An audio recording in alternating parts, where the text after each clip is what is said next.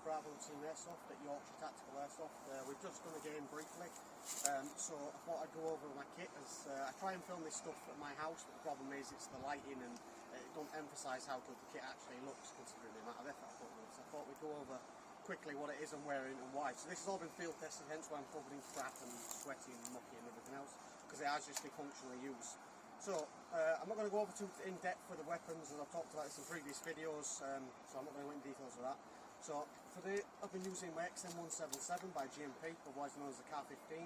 If you're into SOG and you watch previous videos, you obviously know about this already. So this has been my primary weapon. I have been using M16 and even the Stone at a day, which is in guidelines of SOG weaponry. So that's what I've been wearing for this. So sidearm I've taken with me is my new 1911. Which I don't know if I've talked about this in any of the videos as of yet since I've got it. So this is what I've been using. I've been running 5 magazines with this, and I have actually just used it as well in a last stand kind of fight with CO2. And I've got that in the black shoulder holster. Obviously we know now at this point, after 67, brown shoulder holsters weren't used. They had to be either polished or obtained in black. So that's why I've gone with the black. So, take that off. So that's my shoulder holster. Then after that I've gone with an AK Tycon Type 56 AK sort of chest rig.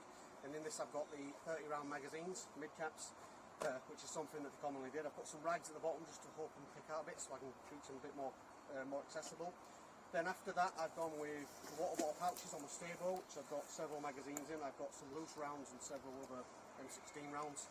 I've got my M56 magazine pouches at both sides of there, containing 3 magazines, and then I've got some inert sort of grenades on the side, smoke M18s, and then some other pineapple type grenades, I forget what you call these grenades.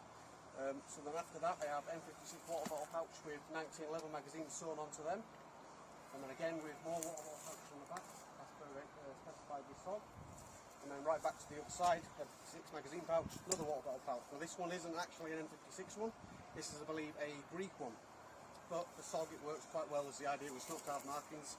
I need to do something more about the US markings on these ones. Above this I have my new Grasshopper Pouch, which has taken me some time to obtain. I've been carrying 1911 magazines in this because I've been carrying more than I have pouches, so that's what I've got for that. On the other side I've got a plastic K-bar, which I've done over in previous videos, which is the cold steel ones, plastic training knives, and I've got that in a real sheath, so this works quite nicely. And on top of that, due to Conan, Bravo 4, I have the Strobe Light. I'm still after a pouch for this, but it does add to my kit, and it's quite heavy as well. For what it is, it's a very heavy thing. So the kit alone starts weighing some heavy duty stuff when you're running around with this. I was carrying my Car-15 and my Stoner for a while, and the amount of kit I'm wearing just started bogging me down. So uniform, as I've gone over in previous videos, I've not gone with any actual type of Vietnam uniform. I'm not wearing the third patterns. I'm simply wearing a 1980s style US Army shirt, which I've turned pouches on the top just to make it more appropriate for SOGs, not on the bottom. And then I'm using green 511s that are a bit damaged and a bit ripped. Now obviously for SOG, they didn't want to be using American gear anyway, so I know it's a bit far-be using non-era accurate kit, especially for your reenactors out there that do watch these videos. But as you can see, it's very hard to tell that it's not standard army issue kit for what America used anyway, because once they've got all this sort of kit on, it's got black spray paint lines, it's got dirt, muck, it's been sewn on. It's very hard to tell that this wasn't, you know, a US Army kit anyway. And a lot of the shops were made via tailors, you know, that made all the uniforms anyway. So for that, I don't mind too much. I know some of you might think it's not accurate, whatever, but for me this works quite well. I'm quite content with it. Then on the bottom here, I've got my World War II US Army gaiters. These have also been, I just put some weathering onto them. I've had brown paint, some mud, and then some black lines down them. They've faded a bit.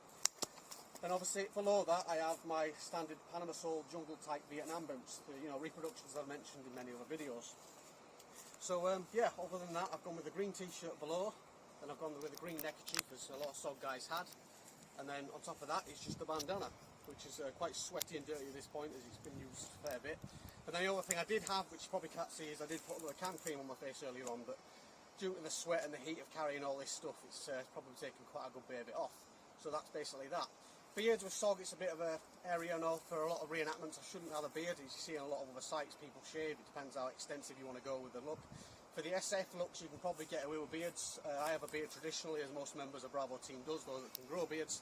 So therefore, I've kept the beard out as it is, and it suits me fine. And this is a life choice. But in some aspects, you know, if you're paying normal infantry, you'd have to shave. But for SOG, it's boundaries. The only other thing I've got is my Vietnam Army, fucking US Army jungle watch, which I've put a compass on, which now is becoming a bit of a standard thing amongst Bravo team. We all seem to have them these days.